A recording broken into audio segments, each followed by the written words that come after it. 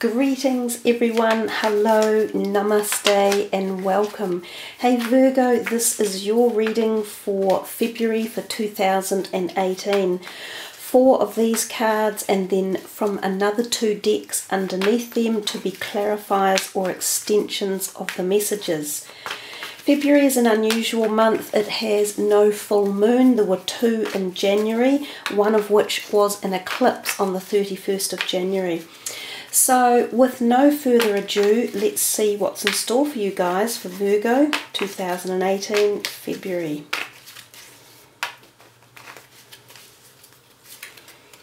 The Fool upside down, the 4 of Swords, the 7 of Swords and the 5 of Pentacles. Guys, you've got a little bit of a unusual looking lead up here into February. Some of you might be pondering on what way to go with a certain something in your life. Let's just see what is coming next for you. A little bit more shuffling. These are difficult cards to work with because they're so big and they're quite rigid.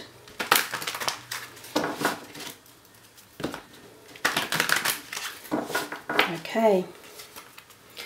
The Angel of Love, Cornucopia, the door to personal healing and happiness, and envy. You have got such an unusual mix of cards going on here. It will take a little bit of disseminating, I think. Let's see. Last cards coming with these fairy cards. They're very active. Summer, walk away, new career, and flower power. What we are doing is working through the columns, so this way. So we are starting from the left-hand column and working through. So we have that major arcana at the very top, and he's the Fool reversed.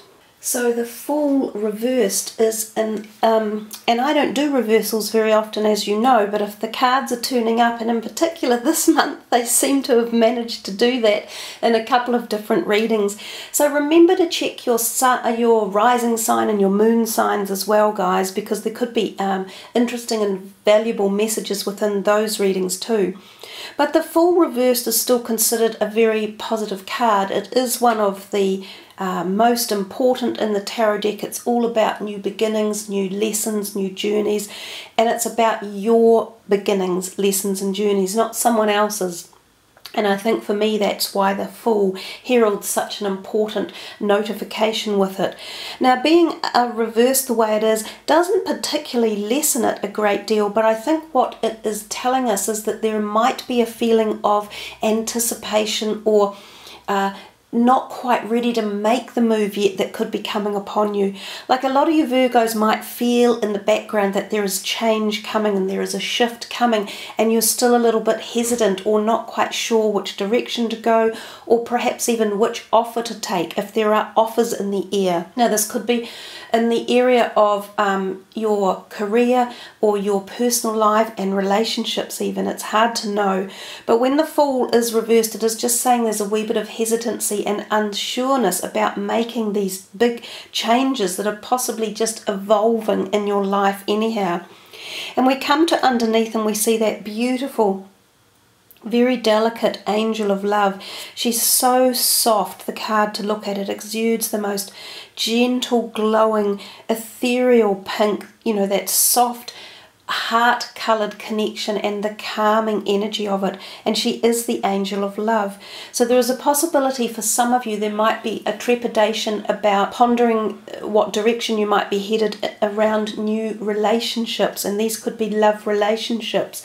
So for some of you these could be intimate, but remember they can also be just friend type relationships, or even deepening the bond with people you already know and taking a relationship to a deeper level. It doesn't have to be a romantic, it can be a platonic love level. Sometimes this can even indicate something like the birth of a new child coming into a family and being hesitant about, you know, getting to meet this new person. Or maybe not necessarily a birth, but possibly a larger family or 2 families merging together, and you are trying to work out how to blend the harmonies and the love. It can be things like that as well. But whatever it is, there's love in the air, and we see this a little bit more as we work through your middle row, this row here in the middle. There's so much positivity in those first 3 cards that it absolutely almost empowers the entire reading and puts out all this sort of positive, futuristic energy of wonderful positions and places you might end up in. The 3rd card down the bottom is summer, and it says everything that you're asking for becomes yours in the summertime. So this is giving you a little bit of a timing indicator. Some of the fairy cards are timer cards. So for some of you that in the northern hemisphere, your summer is a little bit away yet, in the middle of the year. For us down here in the southern hemisphere, we are already in summer. So perhaps for some of you, these changes, these internal changes are starting to kick in at the high level already, and you may be feeling, as we say, a little bit of trepidation or uncertainty in the way they're going. But I think the messages are saying, don't have too much worry about this, let it happen, and feel the love, feel the love bug instead of the worry bug or the anxiety bug. We move into the next line, and we have at the top the 4 of Swords, and then Cornucopia, and then walk away. Now they kind of give 3 different messages in and of themselves, so somehow they must be intertwined. But the one at the top, the 4 of Swords, often means it's a good time to take a rest and a respite away from something, whether this be an overworking energy around you, or there have been too many things on your plate or too much going on. It can be a really good time to just go away for a weekend, even like a retreat, to a spa, or to enjoy being out in nature. Go for a bushwalk, or a tramp through the mountains, or a hike along a riverbed or by the sea. Sometimes this can also refer to spending time alone with a very close partner, and it can be an intimate partner. And this can sometimes be when new relationships are on the cusp of forming, which could be connected to this angel of love in the first row. So there's another thing about the 4 of Swords. It can often, not often, but it can sometimes even indicate some of you might be booked in for a minor surgery of some sort. This can also be an indicator of a surgery coming up and needing a couple of days to recuperate. But when we come down beneath us, we see this Cornucopia. This is the card of magic in this particular deck. It is probably the most revered and the most wanted. It is all about penultimate success and pleasure and happiness and satiety, and finding everything in your life as in a blissful state. It's the card that says things are coming to you that you have dreamed about and desired.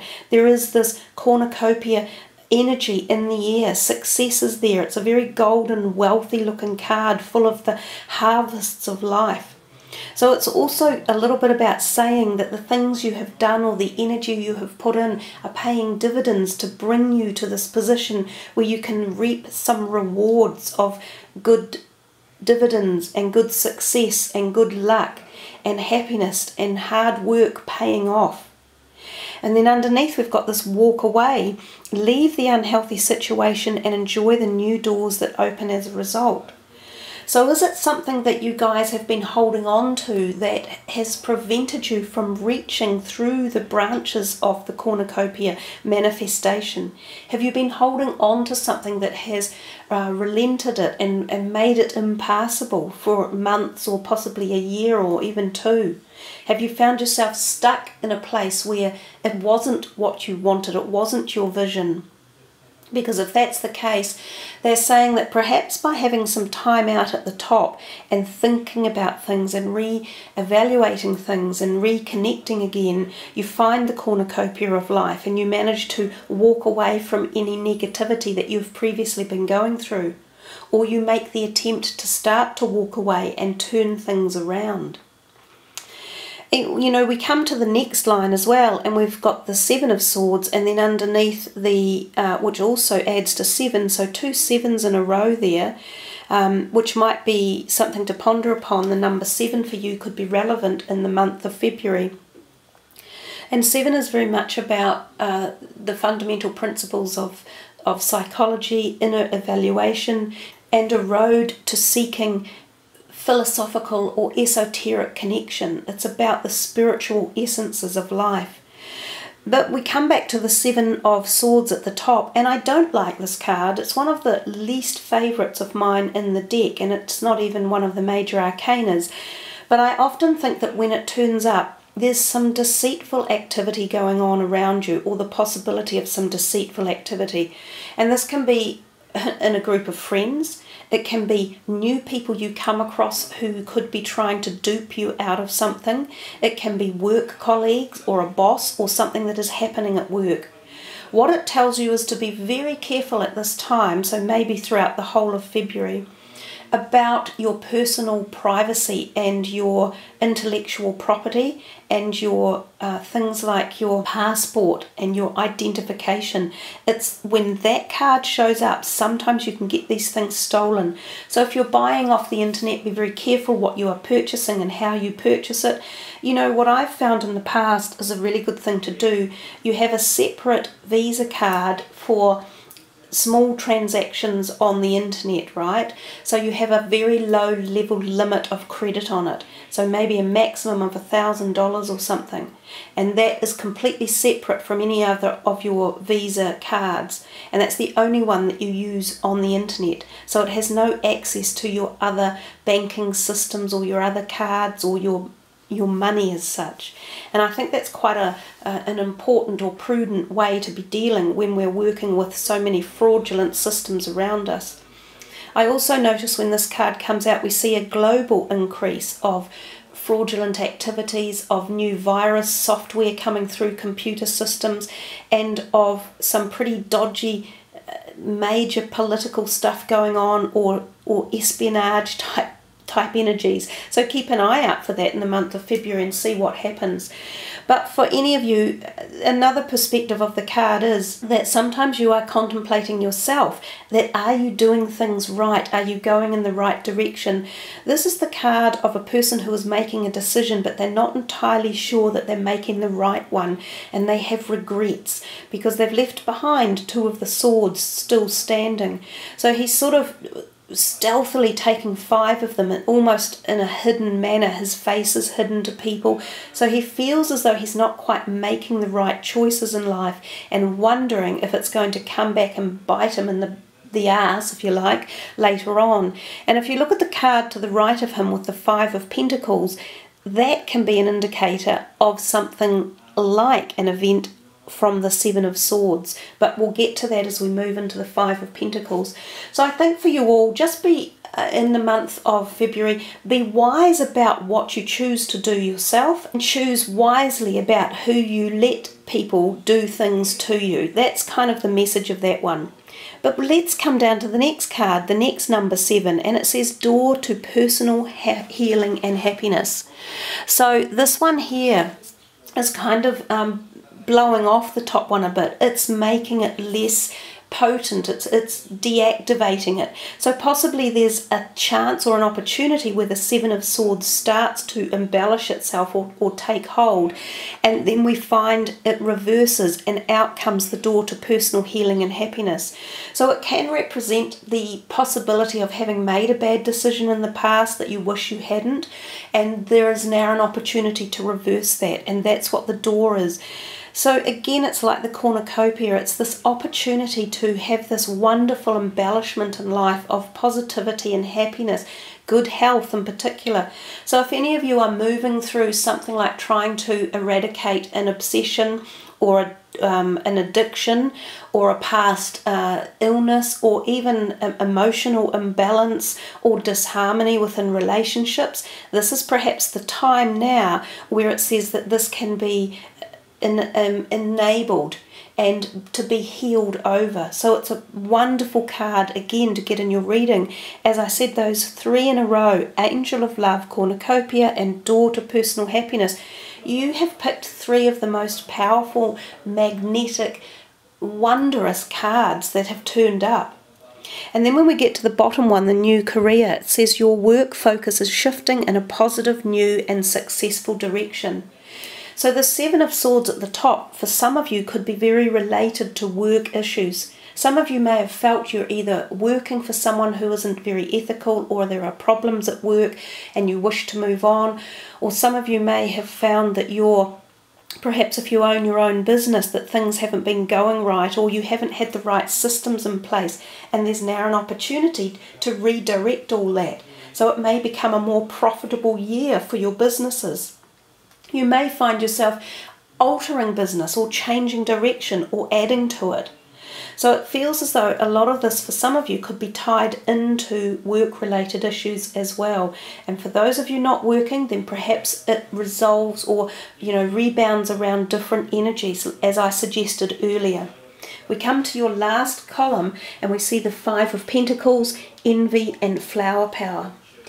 Now the Five of Pentacles is another bit of a gloomy card, but you've got this whole dichotomy going on in your reading of powerfully bright, illuminated, happy cards, and then a couple of the sort of miserable ones. So we get everything in life.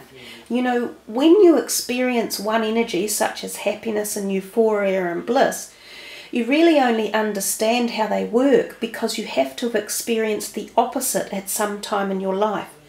For every night there is always a day. For every black there is white. Every male there is female.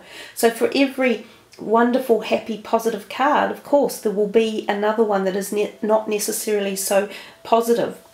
But working into that, the Five of Pentacles can often mean a short term of monetary issues, a tightening up of money, so sometimes feeling as if a debt is out of control or you haven't got enough income coming in. And again, if you're a business operator, this could be a failure of your clients to pay their invoices on time, things like that, or a dispute around money. Another thing it can represent is being hurt or wounded one way or another and needing a small surgical operation, which we've already mentioned up here. There is a possibility that you could get a cold or a flu virus, you could have a sore throat or an aching head and need time in bed, rest and recuperation, the same as over here. So again, you've got a duplicity of messages as well as a dichotomy of oppositions. The other thing that this card can represent is the fact that sometimes, oddly enough, relationships can break up. And it can often be the woman who leaves the man behind when this card comes out. And apparently that's becoming a little bit more prevalent in modern card energies that people are picking up. So I said earlier in the first line there was this whole paradigm of possibly thinking about moving on in a love relationship or finding new love.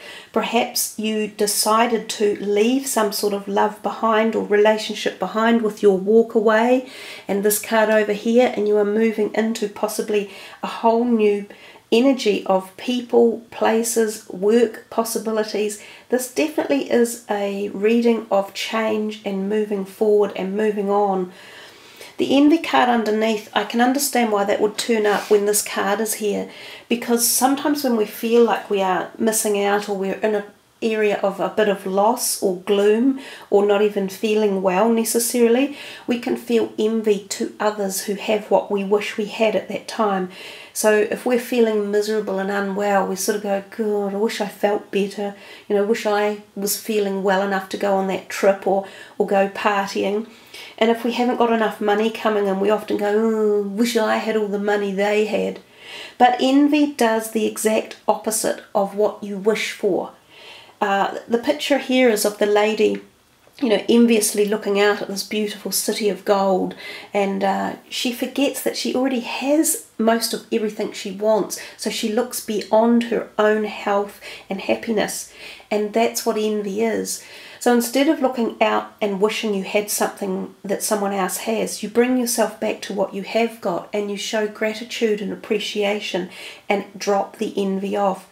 Because when we allow envy in, you can be guaranteed of this much: you will never ever receive that which you are envious of, because that's how the universe works. That's how the whole synergy of The Secret works, and that's what it's all about. Envy is one thing to just give up and get rid of. And then the last card at the bottom, the flower power, it says spend time with flowers and flower essences to increase your personal healing power.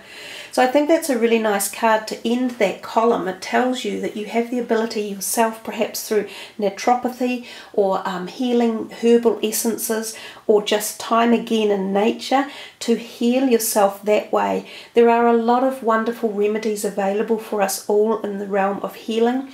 And if we only just take the time to, divest ourselves a little bit further out from the Western medicine route and into alternative therapies, we can find that we heal so much at so many levels. So I think that's the final card and the final message for you guys as you move forward into the rest of 2018, with many possible changes coming and much rainbow happy energy and much harvest and abundance, Virgo. So all in all, a powerful reading with a lot of very intrinsic messages for you, and I'm sure each of you will contemplate them at a different level. But thank you all for subbing, liking and commenting. I appreciate all your comments and love reading them. And if any of you want a private reading with me, just follow the link below the video and that can be arranged. So I wish for you all a wonderful February ahead, and have much love and fun and harvest in life. Thanks, Virgo. Much love. Namaste.